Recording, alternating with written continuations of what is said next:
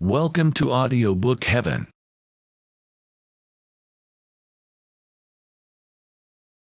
The Antichrist by Friedrich Nietzsche. Translated by H. L. Mencken. Section 1. Let us look each other in the face. We are Hyperboreans. We know well enough how remote our place is. Neither by land nor by water will you find the road to the Hyperboreans. Even Pindar in his day knew that much about us. Footnote. Confer the 10th Pythian Ode, see also the 4th book of Herodotus. The Hyperboreans were a mythical people beyond the Riphaean mountains, in the far north. They enjoyed unbroken happiness and perpetual youth. End footnote. Beyond the north, beyond the ice, beyond death, our life, our happiness. We have discovered that happiness, we know the way. We got our knowledge of it from thousands of years in the labyrinth. Who else has found it? The man of today? I don't know either the way out or the way in. I am whatever doesn't know either the way out or the way in, so sighs the man of today. This is the sort of modernity that made us ill. We sickened on lazy peace, cowardly compromise, the whole virtuous dirtiness of the modern yea and nay. This tolerance and largeur of the heart that forgives everything because it understands everything is a sirocco to us. Rather live amid the ice than among modern virtues and other such south winds. We were brave enough, we spared neither ourselves nor others, but we were a long time finding out where to direct our courage. We grew dismal. They called us fatalists. Our fate, it was the fullness, the tension, the storing up of powers. We thirsted for the lightnings and great deeds. We kept as far as possible from the happiness of the weakling, from resignation. There was thunder in our air. Nature, as we embodied it, became overcast, for we had not yet found the way. The formula of our happiness, a yea, a nay, a straight line, a goal. Section 2. What is good? Whatever augments the feeling of power, the will to power, power itself, in man. What is evil? Whatever springs from weakness. What is happiness? The feeling that power increases, that resistance is overcome. Not contentment, but more power. Not peace at any price, but war. Not virtue, but efficiency. Virtue in the Renaissance sense. Virtue. Virtue, free of moral acid. The weak and the botched shall perish, first principle of our charity, and one should help them to it. What is more harmful than any vice? Practical sympathy for the botched and the weak. Christianity. Section 3. The problem that I set here is not what shall replace mankind in the order of living creatures. Man is an end. But what type of man must be bred, must be willed, as being the most valuable, the most worthy of life, the most secure guarantee of the future? This more valuable type has appeared often enough in the past, but always as a happy accident, as an exception, never as deliberately willed. Very often it has been precisely the most feared. Hitherto it has been almost the terror of terrors. And out of that terror the contrary type has been willed, cultivated and attained. The domestic animal, the herd animal, the sick brute man, the Christian. Section 4. Mankind surely does not represent an evolution towards a better or stronger or higher level, as progress is now understood.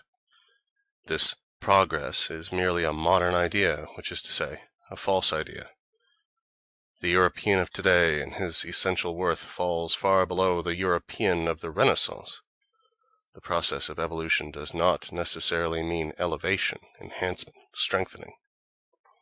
True enough, it succeeds in isolated and individual cases in various parts of the earth and under the most widely different cultures.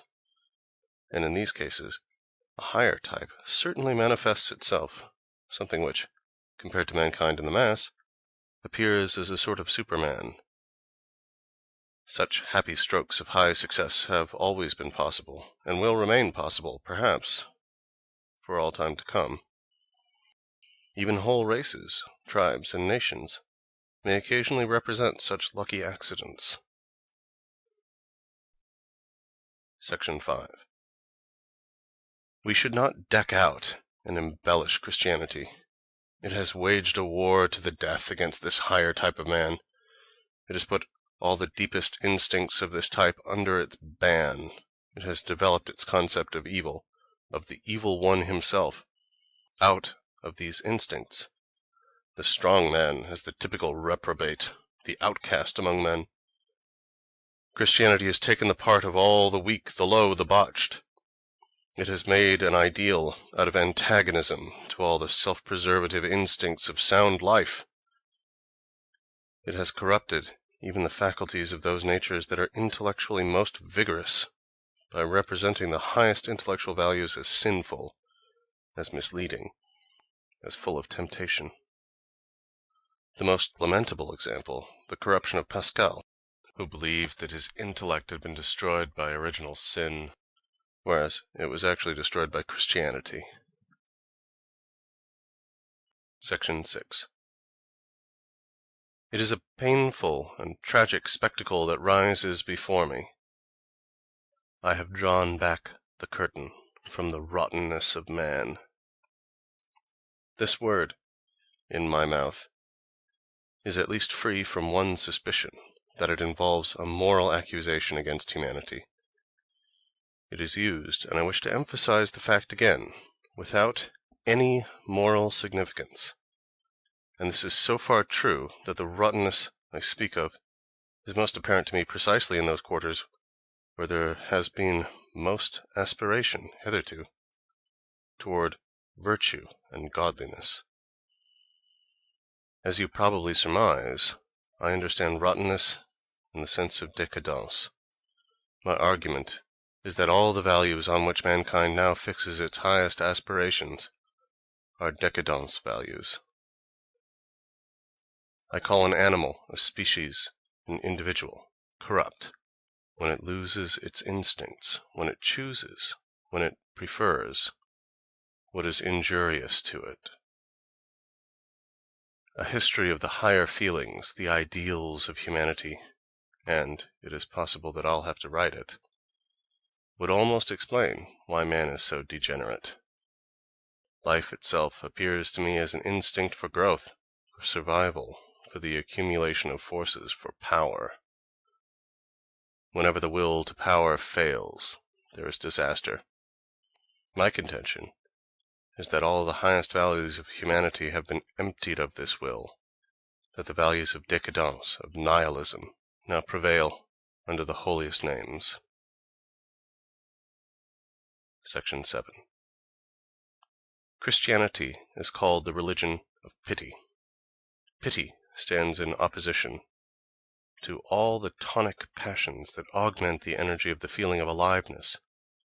It is a depressant. A man loses power when he pities. Through pity, that drain upon strength which suffering works is multiplied 1,000-fold. Suffering is made contagious by pity. Under certain circumstances, it may lead to a total sacrifice of life and living energy, a loss out of all proportion to the magnitude of the cause. The case of the death of the Nazarene. This is the first view of it. There is, however, a still more important one.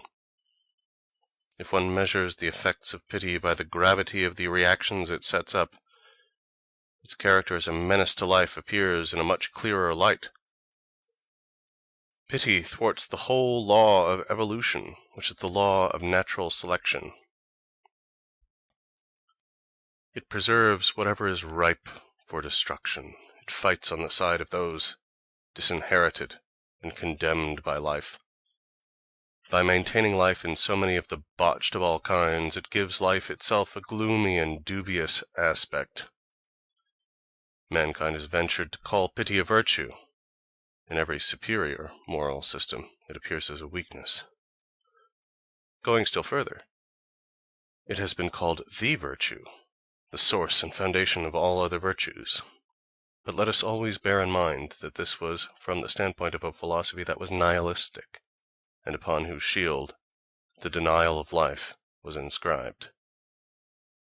Schopenhauer was right in this, that by means of pity, life is denied and made worthy of denial.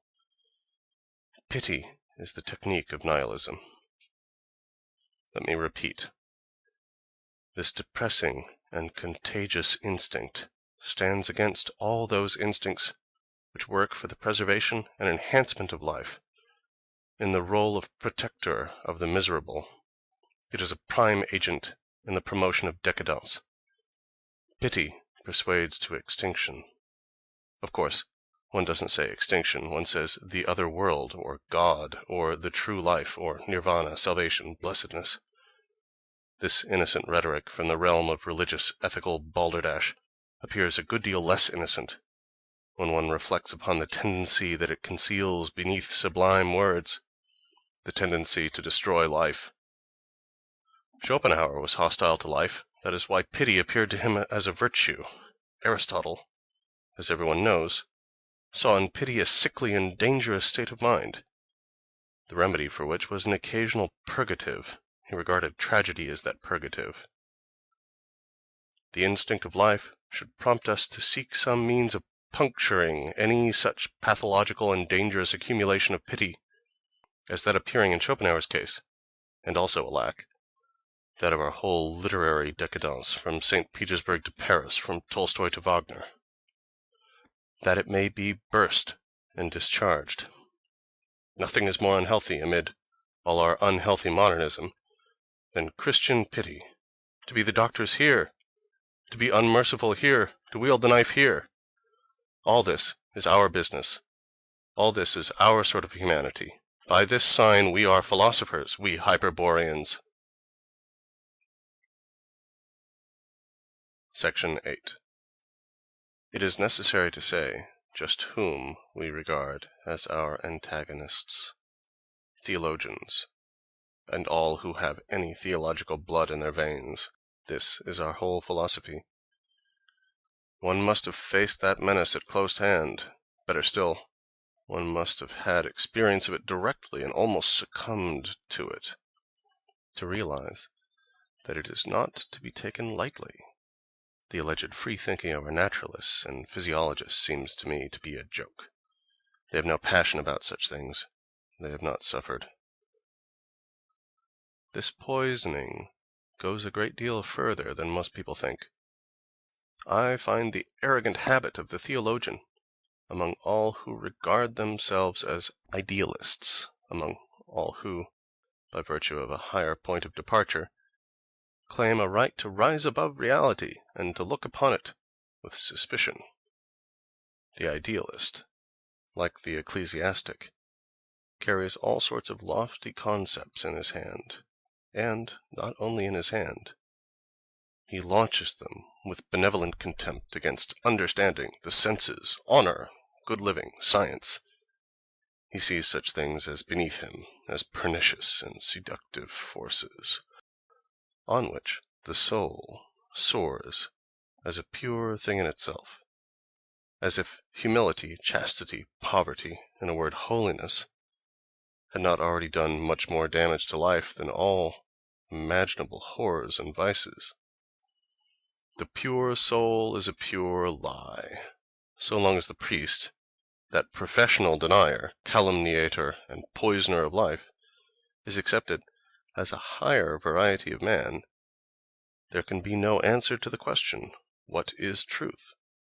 Truth has already been stood on its head when the obvious attorney of mere emptiness is mistaken for its representative.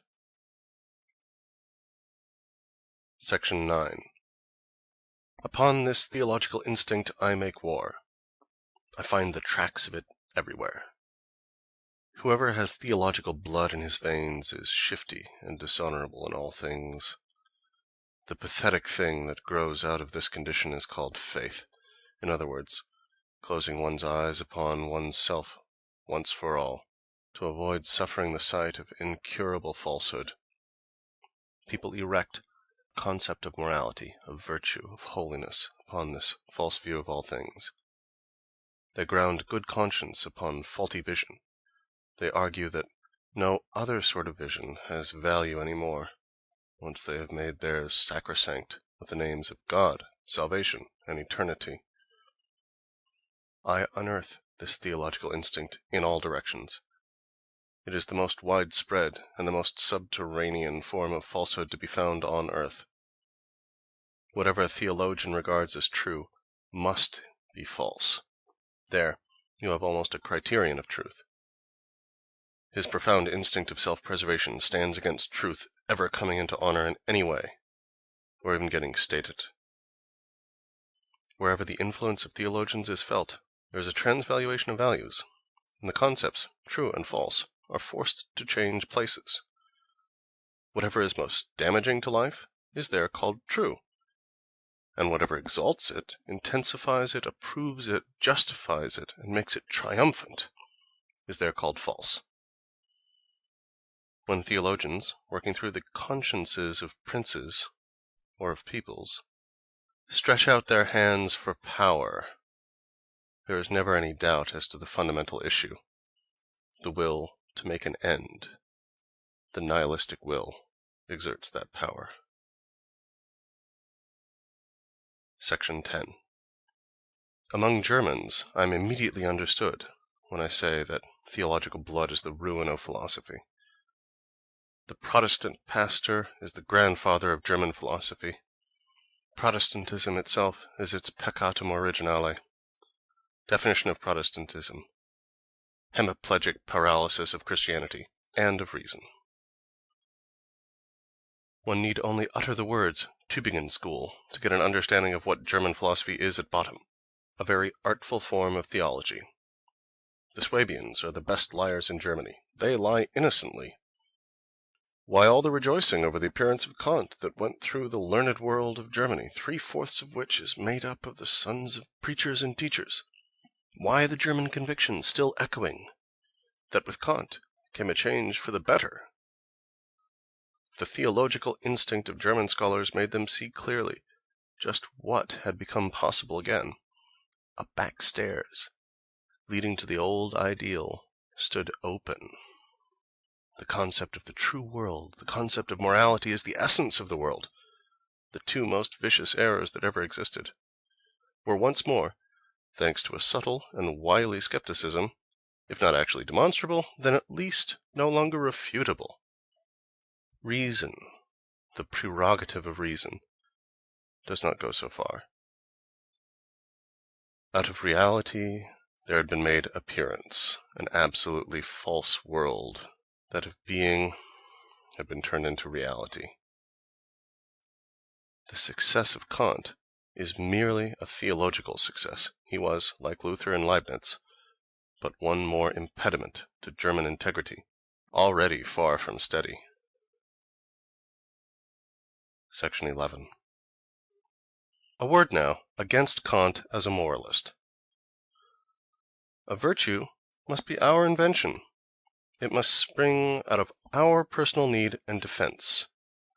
In every other case, it is a source of danger. That which does not belong to our life menaces it. A virtue which has its roots in mere respect for the concept of virtue, as Kant would have it, is pernicious. Virtue, duty, good for its own sake, goodness grounded upon impersonality or a notion of universal validity, these are all chimeras, and in them one finds only an expression of the decay, the last collapse of life, the Chinese spirit of Königsberg. Quite the contrary is demanded by the most profound laws of self-preservation and of growth, to wit, that every man find his own virtue, his own categorical imperative. A nation goes to pieces when it confounds its duty with the general concept of duty. Nothing works a more complete and penetrating disaster than every impersonal duty, every sacrifice before the Moloch of abstraction. To think that no one has thought of Kant's categorical imperative as dangerous to life! The theological instinct alone took it under protection. An action prompted by the life instinct proves that it is a right action by the amount of pleasure that goes with it. And yet, that nihilist, with his bowels of Christian dogmatism, regarded pleasure as an objection. What destroys a man more quickly than to work, think, and feel without inner necessity, without any deep personal desire, without pleasure, as a mere automaton of duty? That is the recipe for décadence, and no less for idiocy. Kant became an idiot. And such a man was the contemporary of Goethe. This calamitous spinner of cobwebs passed for the German philosopher, still passes today. I forbid myself to say what I think of the Germans. Didn't Kant see in the French Revolution the transformation of the state from the inorganic form to the organic? Didn't he ask himself if there was a single event that could be explained, save on the assumption of a moral faculty in man, so that, on the basis of it, the tendency of mankind towards the good could be explained once and for all time? Kant's answer? That is revolution. Instinct at fault in everything and anything, instinct as a revolt against nature, German décadence as a philosophy. That is Kant. Section 12. I put aside a few skeptics, the types of decency in the history of philosophy. The rest haven't the slightest conception of intellectual integrity. They behave like women. All these great enthusiasts and prodigies, they regard beautiful feelings as arguments, the heaving breast as the bellows of divine inspiration, conviction as the criterion of truth. In the end, with German innocence, Kant tried to give a scientific flavor to this form of corruption, this dearth of intellectual conscience, by calling it practical reason. He deliberately invented a variety of reasons, for use on occasions when it was desirable not to trouble with reason, that is, when morality, when the sublime command, "Thou shalt," was heard. When one recalls the fact that, among all peoples, the philosopher is no more than a development from the old type of priest, this inheritance from the priest, this fraud upon self, ceases to be remarkable. When a man feels that he has a divine mission, say, to lift up, to save, or to liberate mankind, when a man feels the divine spark in his heart, and believes that he is the mouthpiece of supernatural imperatives, when such a mission inflames him, it is only natural that he should stand beyond all merely reasonable standards of judgment. He feels that he is himself sanctified by this mission, that he is himself a type of a higher order. What has a priest to do with philosophy? He stands far above it, and hitherto the priest has ruled. He has determined the meaning of true and not true. Section 13. Let us not underestimate this fact, that we ourselves, we free spirits, are already a transvaluation of all values, a visualized declaration of war and victory against all the old concepts of true and not true. The most valuable intuitions are the last to be attained. The most valuable of all are those which determine methods. All the methods, all the principles of the scientific spirit of today were the targets for thousands of years of the most profound contempt. If a man inclined to them, he was excluded from the society of decent people. He passed as an enemy of God, as a scoffer at the truth, as one possessed. As a man of science, he belonged to the Chandala, footnote, the lowest of the Hindu castes, end footnote. We have had the whole pathetic stupidity of mankind against us. Their every notion of what the truth ought to be, of what the service of the truth ought to be, their every "thou shalt" was launched against us. Our objectives, our methods, our quiet, cautious, distrustful manner all appeared to them as absolutely discreditable and contemptible. Looking back, one may almost ask oneself with reason if it was not actually an aesthetic sense that kept men blind for so long. What they demanded of the truth was picturesque effectiveness, and of the learned, a strong appeal to their senses. It was our modesty that stood out longest against their taste. How well they guessed that, these turkey cocks of God. Section 14. We have unlearned something. We have become more modest in every way.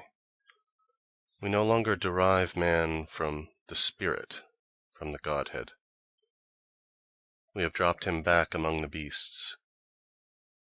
We regard him as the strongest of the beasts, because he is the craftiest. One of the results thereof is his intellectuality.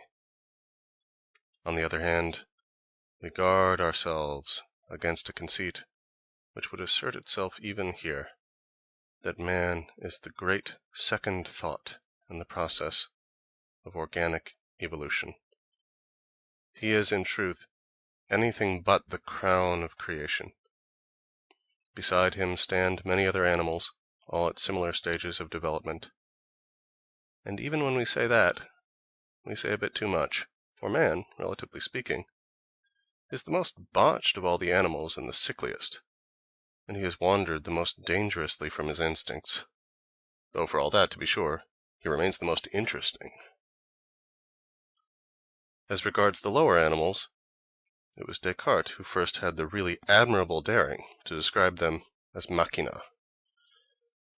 The whole of our physiology is directed towards proving the truth of this doctrine. Moreover, it is illogical to set man apart as Descartes did.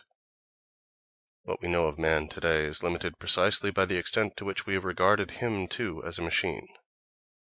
Formerly we accorded to man, as his inheritance from some higher order of beings, what was called free will.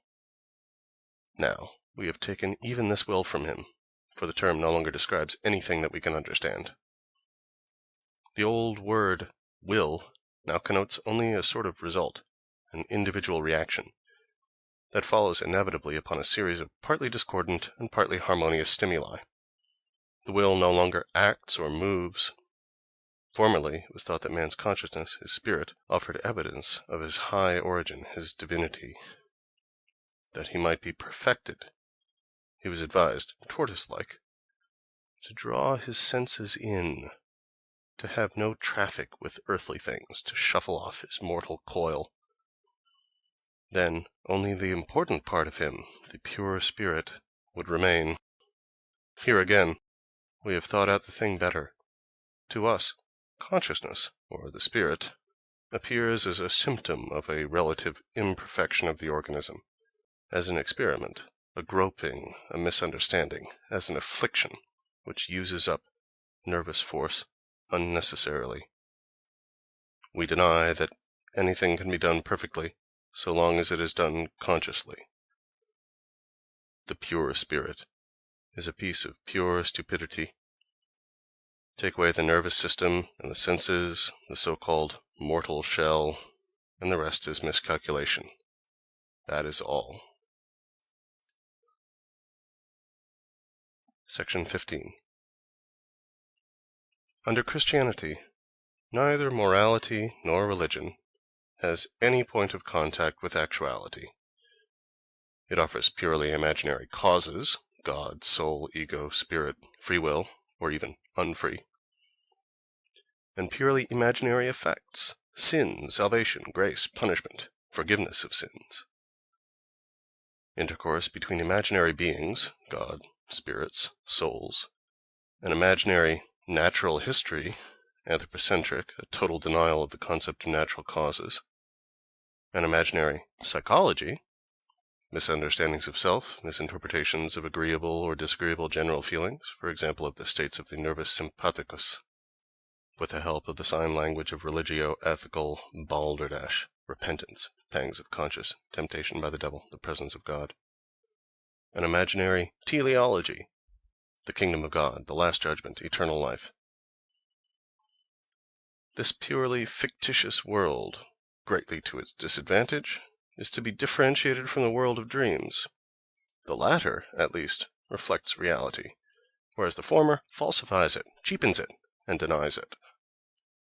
Once the concept of nature had been opposed to the concept of God, the word natural necessarily took on the meaning of abominable.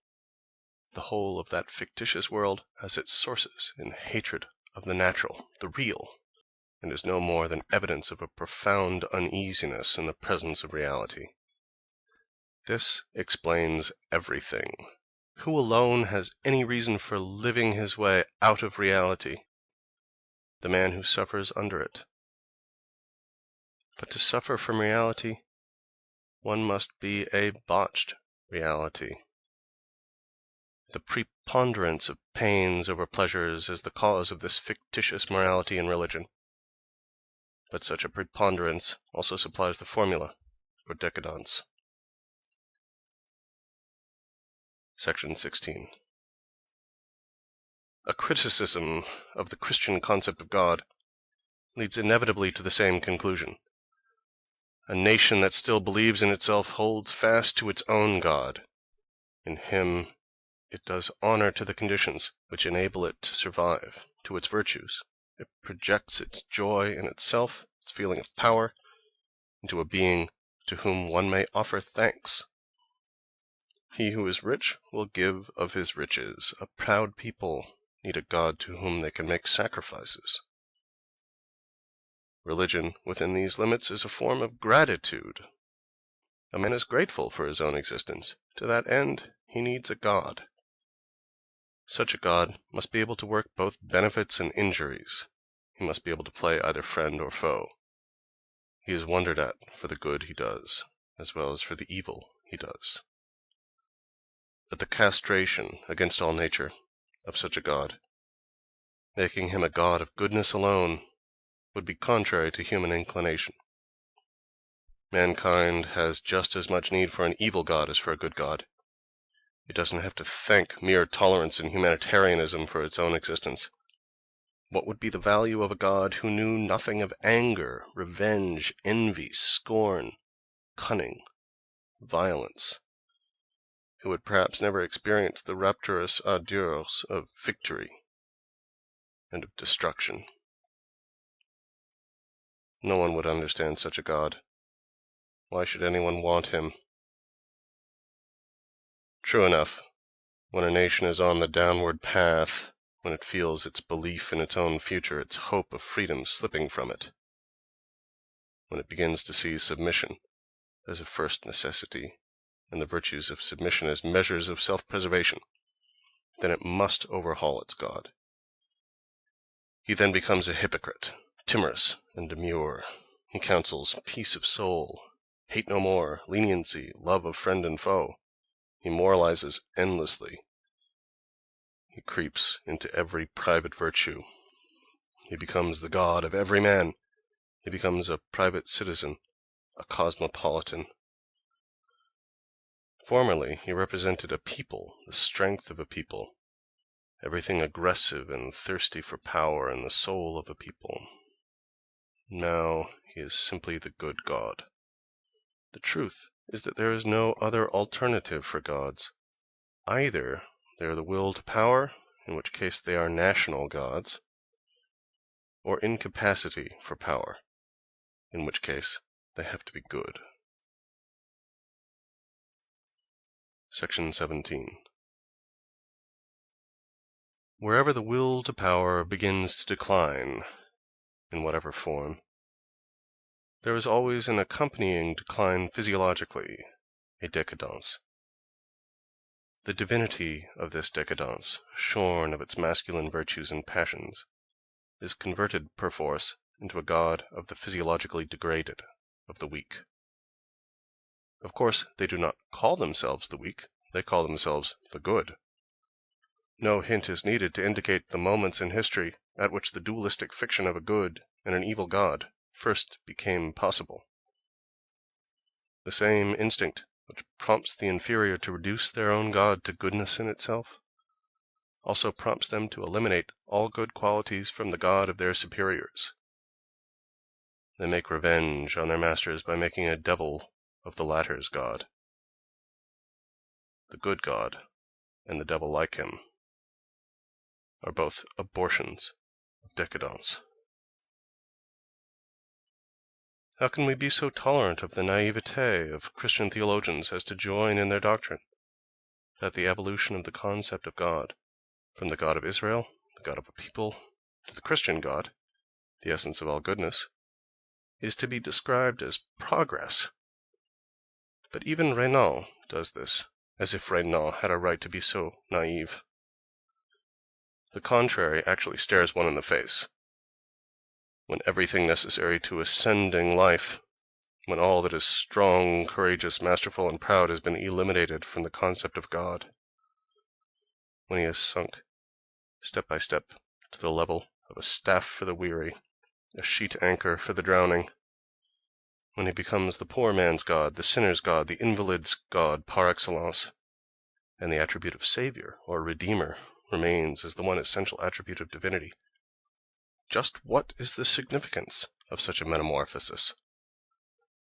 What does such a reduction of the Godhead imply?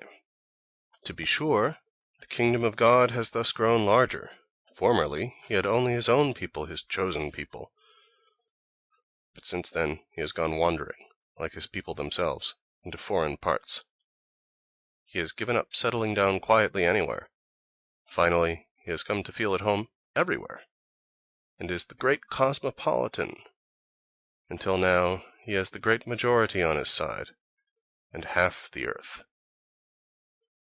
But this God of the great majority, this democrat among gods, has not become a proud heathen god. On the contrary, he remains a Jew. He remains a god in a corner, a god of all the dark nooks and crevices, of all the noisome quarters of the world. His earthly kingdom, now as always, is a kingdom of the underworld, a souterrain kingdom, a ghetto kingdom. And he himself is so pale, so weak, so décadent. Even the palest of the pale are able to master him. Messieurs the metaphysicians, those albinos of the intellect. They spun their webs around him for so long that finally he was hypnotized, and began to spin himself, and became another metaphysician. Thereafter, he resumed once more his old business of spinning the world out of his inmost being, subspecies Spinozae. Thereafter he became ever thinner and paler, became the ideal, became pure spirit, became the absolute, became the thing in itself. The collapse of a god, he became a thing in itself. Section 18. The Christian concept of a god, the god as the patron of the sick, the god as a spinner of cobwebs, the god as a spirit, is one of the most corrupt concepts that has ever been set up in the world. It probably touches low water mark in the ebbing evolution of the God type. God degenerated into the contradiction of life, instead of being its transfiguration and eternal yea. In him, war is declared on life, on nature, on the will to live. God becomes the formula for every slander upon the here and now, and for every lie about the beyond. In him, nothingness is deified, and the will to nothingness is made holy. Section 19. The fact that the strong races of Northern Europe did not repudiate this Christian God does little credit to their gift for religion, and not much more to their taste. They ought to have been able to make an end of such moribund and worn-out product of the décadence. A curse lies upon them, because they were not equal to it. They made illness, decrepitude, and contradiction a part of their instincts. And since then, they've not managed to create any more gods. 2,000 years have come and gone, and not a single new god. Instead, there still exists, and as if by some intrinsic right, as if he were the ultimatum and maximum of the power to create gods, of the creator spiritus in mankind, this pitiful god of Christian monotheism, this hybrid image of decay conjured up out of emptiness, contradiction, and vain imagining, in which all the instincts of decadence, all the cowardices and wearinesses of the soul find their sanction.